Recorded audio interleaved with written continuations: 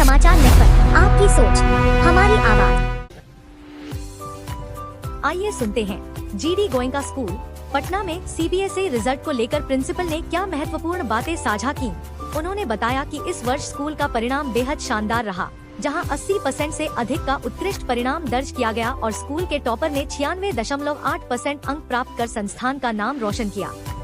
Principal ने यह भी कहा कि यहाँ केवल पढ़ाई ही नहीं, बल्कि बच्चों के हुनर और हॉबीज को भी निखारा जाता है, ताकि वे भविष्य में एक अच्छे इंसान बनने के साथ साथ अपने जीवन में सफलता हासिल कर सकें। अपने बच्चों के बेहतरीन भविष्य के लिए हमें जरूर एक मौका प्रदान करें।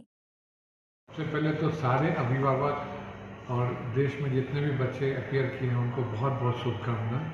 रिजल्ट बहुत अच्छी हुई है और हमारे बिहार में पटना में भी जितने भी प्राइवेट स्कूल्स हैं जो सीबीएसई से एफिलिएटेड हैं उनकी रिजल्ट बहुत अच्छी हुई है। तो सबको बहुत शुभकामनाएं, बहुत बहुत बधाई। जीडी गोयनका की बात मैं करूं तो जीडी गोयनका की रिजल्ट भी बहुत अच्छी हुई है। हमारा एवरेज रिजल्ट जो है 80% से ज़्यादा है, जो एक बहुत अच्छा स्कोर होता है। और जो हाईएस्ट जो मार्क बच्चे लेकर आए हैं वो बच्ची हैं, 96.8% उनका मार्क्स है, अनुषा सिंह है। और उनको और उनके पूरे परिवार को भी बहुत बहुत बधाई। शी इज़ कंटिन्यूइंग, वो अपनी कंटिन्यू कर रही है पढ़ाई हमारे स्कूल में ही, क्लास 11वीं में आ रही है वो। और जो सेकंड टॉपर है उनका 96.4 है, तो ऐसे ही थर्ड जो है उनका 96 है। तो 96, 96.4 और 96.8 में बहुत फ़र्क नहीं है बच्चों में। तो बहुत level of competition very tough, very good. तो हम लोग काफ़ी अप्रिशिएट कर रहे हैं बच्चों को और 100% रिज़ल्ट हुआ है बच्चों की और सारे के सारे बच्चे फर्स्ट डिवीज़न से पास किए हैं। सर अभी रिजल्ट आया है, सारे बच्चे कंफ्यूज हैं, आगे क्या कर रहे हैं, उनके लिए क्या कहिएगा? देखिए, बच्चे जो कंफ्यूज हैं उसकी सबसे मुख्य रीज़न होती है कि वो इन्फॉर्मेशन बहुत गलत तरीके से इकट्ठा करते हैं। अगर स्कूल 8वीं 9वीं से काउंसलिंग की काम शुरू करें, जैसे कि सीबीएसई ने मार्गदर्शन भी किया है, और करियर काउंसलर्स को बच्चों से मुलाकातें कराएं टाइम टू टाइम, तो लगभग 2 से 3 दफ़े साल में अगर ये करियर काउंसलिंग की बातें की जाए तो बच्चों को सही राह, सही मार्गदर्शन हो सकता है। कोई ज़रूरी नहीं है कि सारे बच्चे फिज़िक्स, केमिस्ट्री और मैथमेटिक्स लें या फिज़िक्स, केमिस्ट्री या बायोलॉजी लें। बच्चों की फील्ड्स उनके चॉइस से होनी चाहिए। आज हिंदुस्तान बिल्कुल सुपर पावर की तरफ बढ़ रहा है, तो इसमें कई ऐसे फील्ड हैं जहाँ पर कि बच्चे अच्छा कर सकते हैं। फैशन डिज़ाइनिंग है, वो साइंटिस्ट की तरफ जा सकते हैं, वो लेक्चरर बन सकते हैं, वो उनके पास बहुत सारे रास्ते हैं।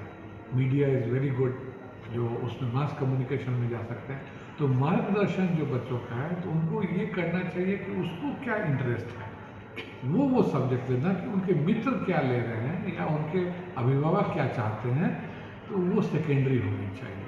ये मेरा बच्चों को सलाह भी है और अभिभावक से भी अनुरोध है कि काइंडली बच्चों की बातों को आप ध्यान से देखें और उनकी चीज़ों को आप एक्सेप्ट करें।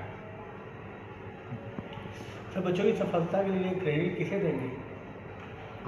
बच्चों की सफलता के लिए सबसे पहला क्रेडिट उनके पिता और माँ को है, परिवार को है, क्योंकि उनके इन्वायरमेंट से ही बच्चों को ये क्वेश्चन मिलता है कि वो अपने टीचर्स को इज्जत करे, अपने स्कूल को इज्जत करे, अपने समाज को इज्जत करे, और यही इज्जत करते के क्रम में वो पढ़ता है।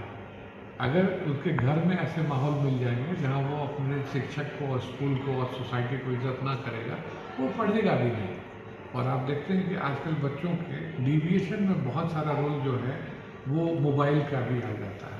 तो मोबाइल, तो ऐसी बात नहीं कि मोबाइल एक बुरी चीज़ है, बट मोबाइल का इस्तेमाल हम कैसे करते हैं वो इम्पॉर्टेंट है। वहाँ पेरेंट्स का बहुत बड़ा रोल होता है, स्कूल का रोल होता है। We need to counsel the child, we need to counsel the parents also. और इसलिए मैं क्रेडिट जो है वो पहले पेरेंट को देता हूँ, फिर मैं टीचर्स को देता हूँ और उसके बाद स्कूल मैनेजमेंट को देता हूँ, क्योंकि स्कूल मैनेजमेंट और बोर्ड ये सारे चीज़ों को फैसिलिटेट करती है। तो वैसे बच्चों को क्या कहेंगे जिनकी अपेक्षा से थोड़ी कम रह गई है, उनको लग रहा है कि और अच्छा हो सकता था? जी देखिए, ये बहुत महत्वपूर्ण क्वेश्चन है, क्योंकि आज सीबीएसई ने भी सेकेंड एग्ज़ाम का कॉन्सेप्ट डाला है कि किसी ऐसे बच्चे हैं उनकी तैयारी बहुत अच्छी थी और जिस दिन एग्ज़ाम था वो शायद उसका दिन नहीं था, उस दिन उसकी या तो सर दर्द हो गई या कोई किसी कारण से उनका उस दिन अच्छा नहीं गया पेपर, तो बोर्ड ने सेकंड चांस दिया है उनको कि they can again fill the form of that subject और वो अपियर कर ले। उससे क्या होगा कि उनकी इम्प्रूवमेंट हो जाएगी और वो अपना बेस्ट ऑफ द बेस्ट दे पाएगा। तो ये बोर्ड को बहुत बहुत धन्यवाद, और ये बच्चों तक ये गई है और कई बच्चे अपने इंग्लिश के लिए या कोई बच्चे मैथ्स के लिए या साइंस के लिए इम्प्रूवमेंट के लिए वो ऑलरेडी आवेदन करना शुरू कर दिए हैं। सर तो मैं कहूँगा सबसे पहले कि जो अगर आपके बच्चे स्कूल में पढ़ते हैं या आप खुद बच्चे हैं तो दो चीज़ों का बिल्कुल ध्यान रखें, एक बदलते मौसम में अपने स्वास्थ्य का और दूसरा अपने पेरेंट्स और सीनियर्स का। ये दोनों काम अगर आप कर लेते हैं तो आपका स्वास्थ्य भी अच्छा रहेगा और आने वाला समय भी आपका आपके अनुकूल होगा। तो आपको बहुत बधाई, शुभकामनाएं। Thank you.